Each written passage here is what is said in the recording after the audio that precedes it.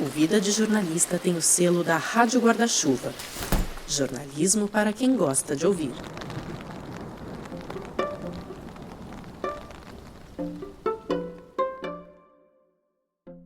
Em 1914, uma figura chamou atenção quando entrou na redação do jornal A Rua, no Rio de Janeiro.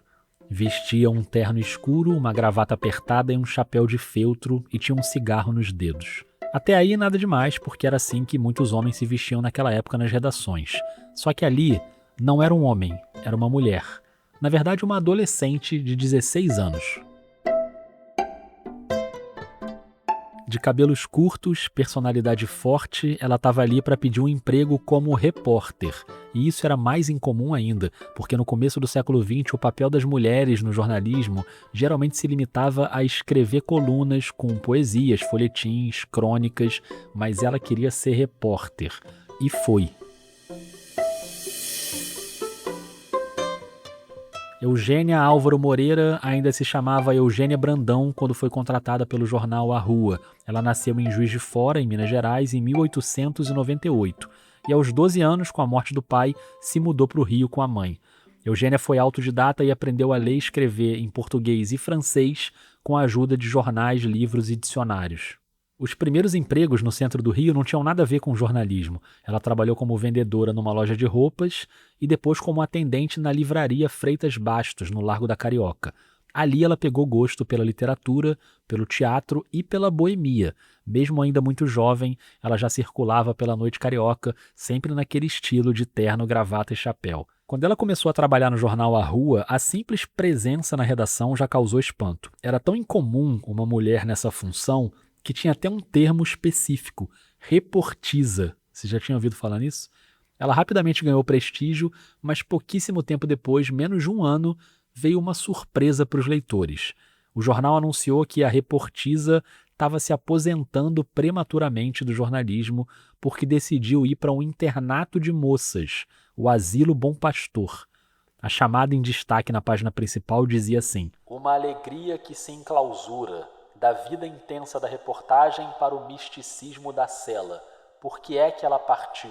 E uma foto da Eugênia com uma expressão séria e calma, o cabelo curto, uma franjinha e o tradicional chapéu de feltro. Só que era tudo mentira. A Eugênia de fato estava indo para o asilo, mas para fazer uma reportagem infiltrada, para investigar um caso que ficou conhecido no Rio de Janeiro como a tragédia da Rua Doutor Januzzi 13. Vou te contar o que foi esse caso. Naquele ano de 1914, uma mulher foi encontrada morta com um tiro na cabeça nesse endereço, na Rua Doutor Januzzi. Ela era casada com um tenente e descobriu que o marido tinha um caso com a irmã dela. Os dois viraram suspeitos, o marido foi detido e a irmã, que se chamava Albertina, foi internada no Asilo Bom Pastor. A Eugênia então decidiu também se internar no asilo para tentar entrevistar a Albertina e investigar aquele caso. Só que quando ela chegou, a Albertina já tinha sido liberada. Mesmo assim, a Eugênia ainda ficou um bom tempo lá, apurando detalhes com as outras internas. E a pauta acabou indo por um outro caminho, mergulhando mais no cotidiano daquelas mulheres na clausura. Meses depois, o jornal A Rua publicou a série de reportagens em 5 dias seguidos.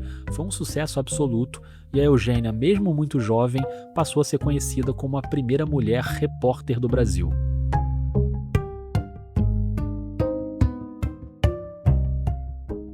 Naquele mesmo ano, ela se casou com o poeta Álvaro Moreira e passou a adotar o nome dele. Passou de Eugênia Brandão para Eugênia Álvaro Moreira.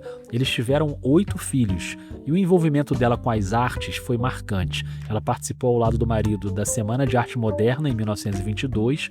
Os dois fundaram o grupo Teatro de Brinquedo em 1927 e rodaram o estado do Rio apresentando peças. A casa deles virou um ponto de encontro de intelectuais, escritores e artistas como Carlos Drummond de Andrade, Di Cavalcanti, Graciliano Ramos, Jorge Amado. Além do jornalismo, a Eugênia também teve uma atuação pioneira no setor político e sindical. Ela se filiou ao Partido Comunista, chegou a ser presa, ficou 4 meses na casa de detenção da Rua Frei Caneca, dividindo cela com figuras como a Olga Benário e Anísia da Silveira. A jornalista morreu em 16 de junho de 1948, quando teve um derrame em casa. O legado na profissão seguiu na família. Um dos 8 filhos dela foi o Sandro Moreira, um dos cronistas esportivos mais importantes do país, e 2 filhas do Sandro também se tornaram grandes jornalistas. A Sandra Moreira, que foi repórter da TV Globo, e a Eugênia Moreira, que ganhou o nome da avó, trabalhou muito tempo na Globo e também como diretora da Globo News.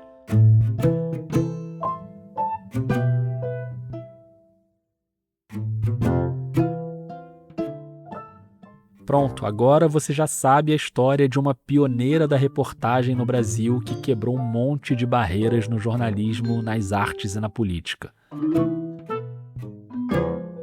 Eu sou o Rodrigo Alves, esse é o Vida de Jornalista e a série Perfis de Bolso tem outras figuras importantes da profissão para você ouvir rapidinho e poder sair por aí contando umas histórias curiosas. Inclusive tem o perfil de uma americana que também se infiltrou num asilo para fazer reportagem. Foi um pouco antes, no século XIX, é a Nellie Bly. Se você ainda não ouviu, busca aí, já está no ar. A minha dica da Rádio Guarda-Chuva de hoje é a nova temporada do Bom Dia Fim do Mundo, o podcast da agência pública em parceria com a TV PUC. Tem episódio toda quinta. A Giovana Girardi, a Marina Amaral e o Ricardo Terto conversam sobre os desafios da emergência climática e as incertezas em torno da COP30. Vai lá escutar. E escuta também os outros perfis de bolso dessa série do Vida. São 7 mini episódios como esse aqui. Dá para ouvir fácil e espalhar para todo mundo. Compartilha com os amigos, marca o Vida nas redes. E não esquece, se você quer aprender a fazer podcast, eu tô te esperando na Oficina de Podcasts e Narrativa em Áudio. Entra lá no site oficinadepodcasts.com. Um beijo, um abraço e até mais.